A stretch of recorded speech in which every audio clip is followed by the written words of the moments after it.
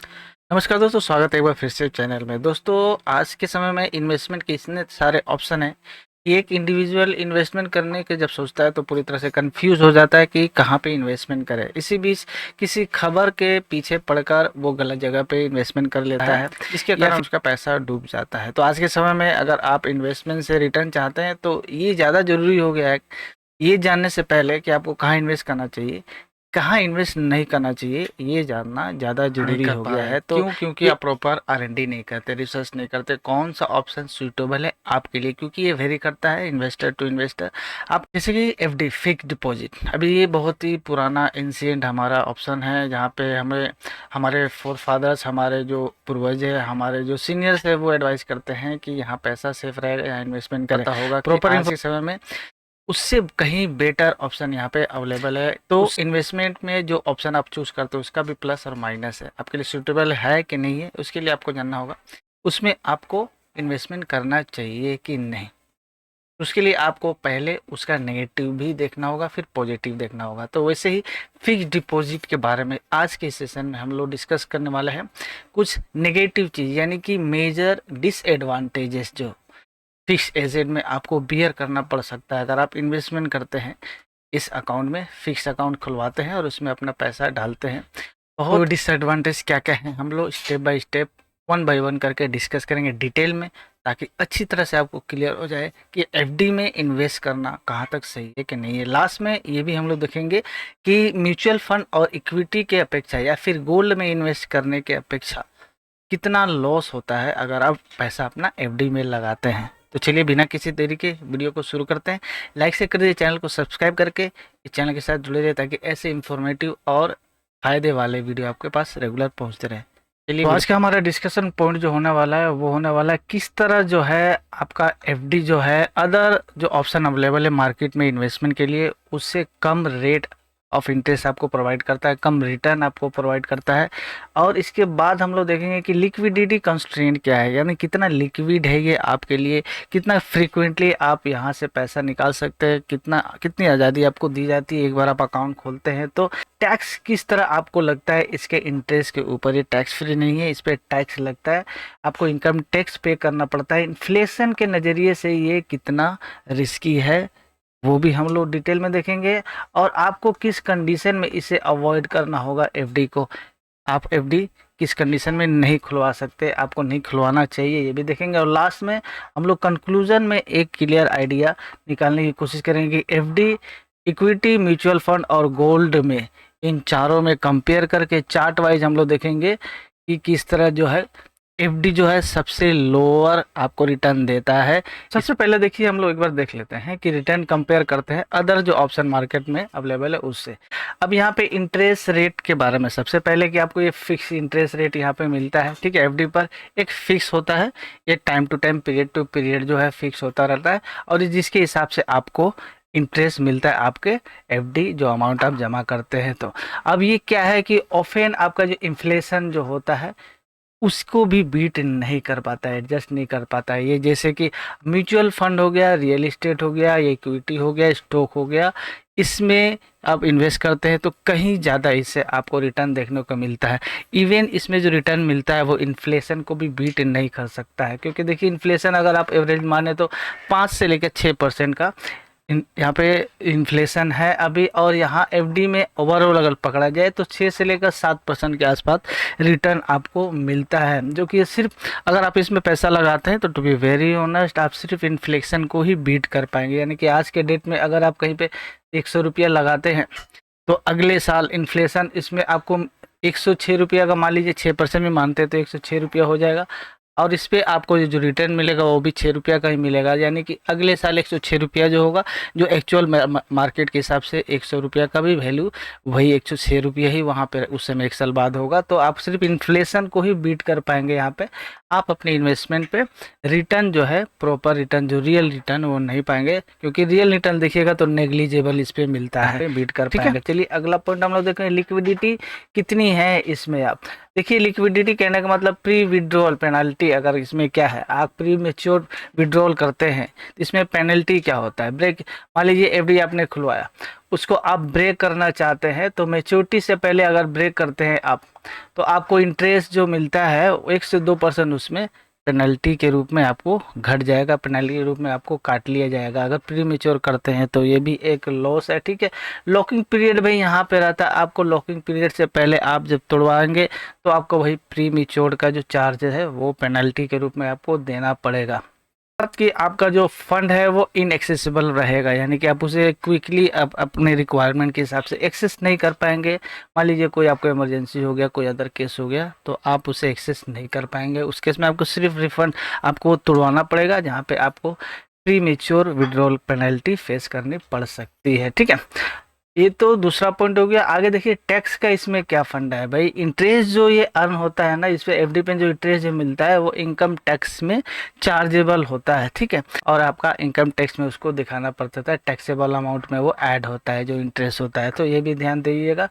Bank deduct करता है 10% आपका टीडीएस अगर बैंक अकाउंट एफडी खोलते हैं और उसमें आपका 40,000 से ज़्यादा का इंटरेस्ट हो जाता है किसी साल में, तो आपको 10% का टीडीएस बैंक जो है काट लेता है। 40,000 जो है 50,000 लिमिट हो जाता है किस केस में, जब अकाउंट जो है सीनियर सिटीजन के नाम पे होता है उस केस में 50,000 का लिमिट हो जाता है। उससे ज़्यादा हुआ तो आपको 10% का बैंक जो है इंटरेस्ट काटता है। जैसे एग्जांपल के लिए 5 लाख रुपए एफडी में करवाए 7% करके, ठीक है, 35,000 रुपया हुआ, ठीक है, इंटरेस्ट। अब ये 35,000 रुपया क्या है, 40,000 से कम है। मान लीजिए 40,000 से ज़्यादा होता तो आपके इस पर टीडीएस बैंक काट लेता है। इसमें इन्फ्लेशन का रिस्क इसमें कितना है, जैसे मैंने बताया कि इन्फ्लेशन को सिर्फ बीट कर सकता है ये आपका इन्वेस्टमेंट अगर आप किसी एफडी में करते हैं। तो एरोजन ऑफ परचेजिंग पावर कम करता है, क्योंकि आपका लॉकिंग पीरियड में पैसा फंसा रहता है, आप बीच में उसे तोड़ नहीं सकते, ठीक है।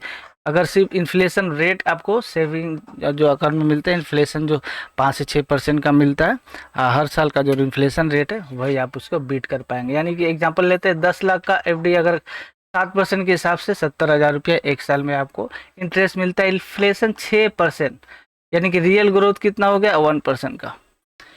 आपका 7% करके एफडी पे इंटरेस्ट मिलता है, वहीं पे 6% का तो इंटरेस्ट ही इन्फ्लेशन ही है साल का। तो आपका रियल जो ग्रोथ है, रियल जो आपका इंटरेस्ट मिलने वाला सिर्फ 1% का ही मिलने वाला है, जो कि ना के बराबर है, ठीक है।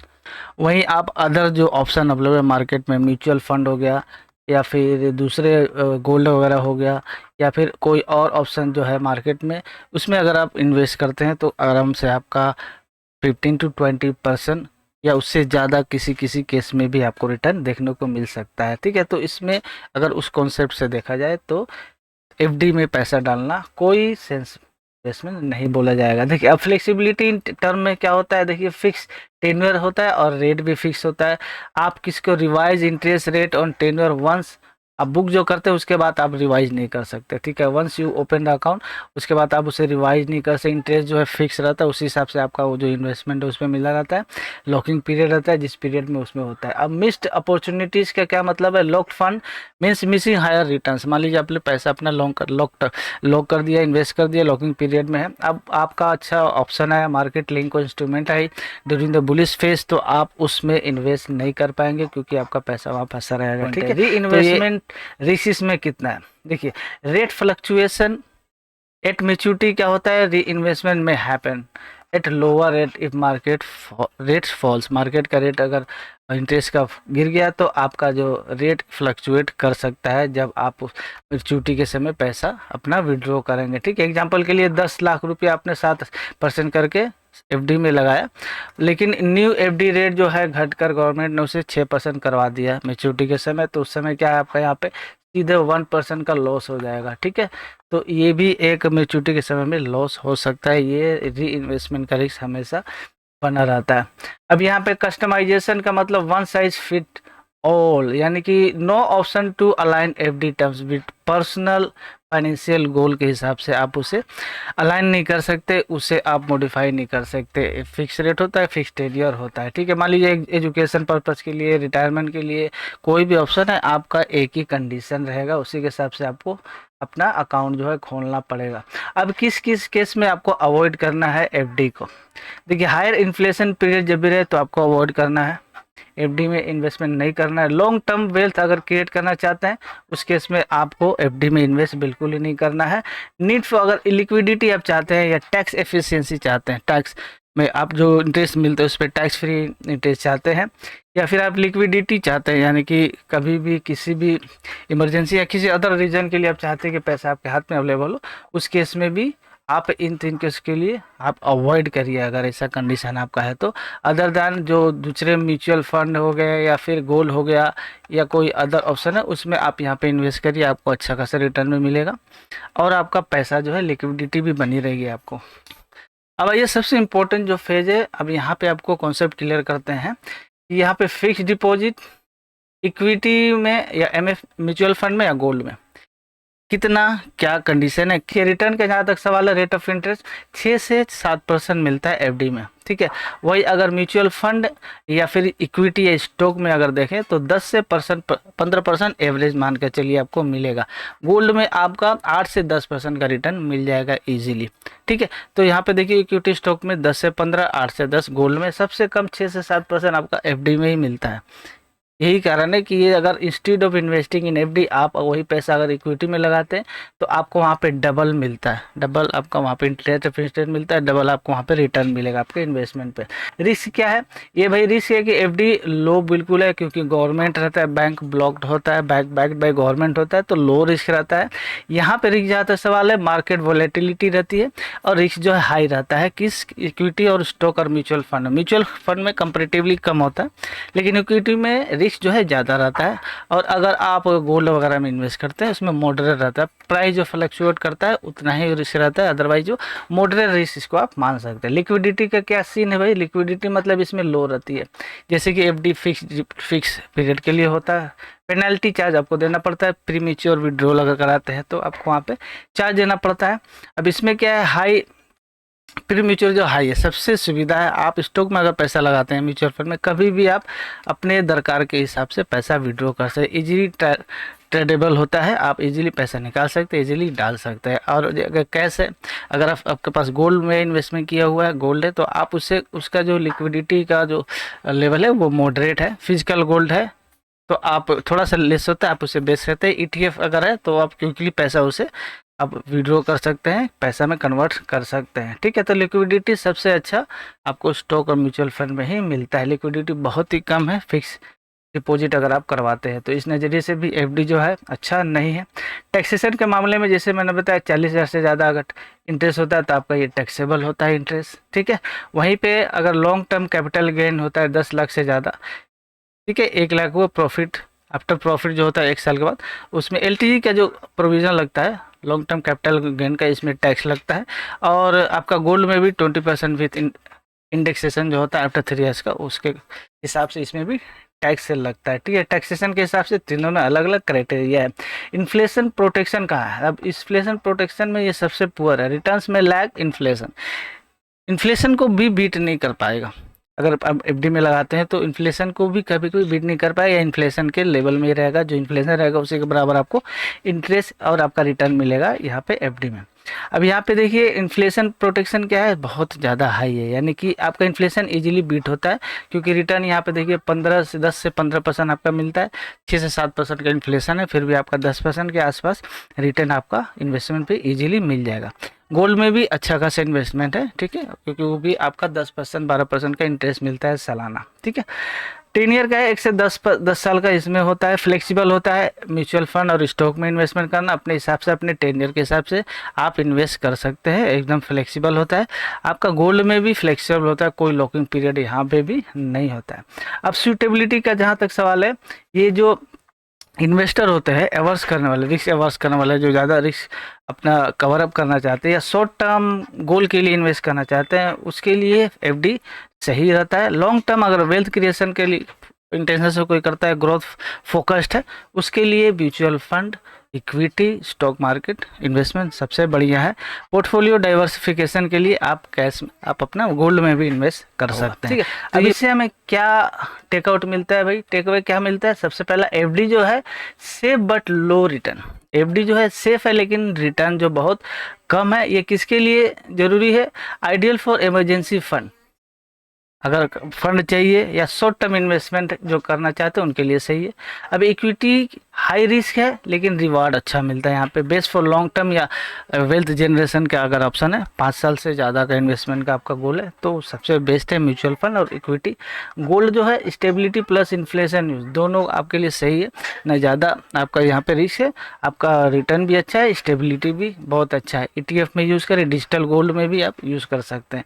तो आई होप आपको अच्छी तरह से अब क्लियर हो गया होगा कि एफडी में आपको क्यों इन्वेस्ट नहीं करना चाहिए। अगर अभी भी आप इन्वेस्टमेंट करना चाहते हैं एफडी में, तो एफडी में इन्वेस्ट करने से पहले एक बार आप अदर जो ऑप्शन है, म्यूचुअल फंड हो गया, आपका इक्विटी हो गया, स्टॉक हो गया, या फिर गोल्ड हो गया, फिजिकल गोल्ड, या फिर आपका डिजिटल गोल्ड में इन्वेस्ट करना, ये इन्वेस्टमेंट जो है अदर ऑप्शन जो आज मार्केट में अवेलेबल है उसके साथ एक बार कंपेयर कर लीजिए, जैसे हमने भी अभी किया। तो आपको अच्छी तरह से क्लियर हो जाएगा आपकी कि एफडी में आज के डेट में पैसा लगाना बिल्कुल सेंसलेस इन्वेस्टमेंट होगा। अगर आप पैसा लगाना चाहते हैं तो ये जो अदर ऑप्शन अवेलेबल है, जहाँ पे आपको अच्छा खासा 12 से 15% का इन्वेस्टमेंट का रिटर्न आपको इजीली मिल जाएगा। तो ये वीडियो कैसी लगी आप ज़रूर कमेंट करिएगा। अगर किसी भी पॉइंट पे किसी भी चीज़ को लेकर कोई सवाल है वो भी आप कमेंट में पूछ सकते हैं। वीडियो अच्छी लगी तो लाइक करिएगा, ज़्यादा से ज़्यादा शेयर करिए, ताकि वीडियो को भी ख़त्म करते हैं। मिलते हैं ऐसे ही नेक्स्ट वीडियो में, तब तक के लिए थैंक्स फॉर वॉचिंग।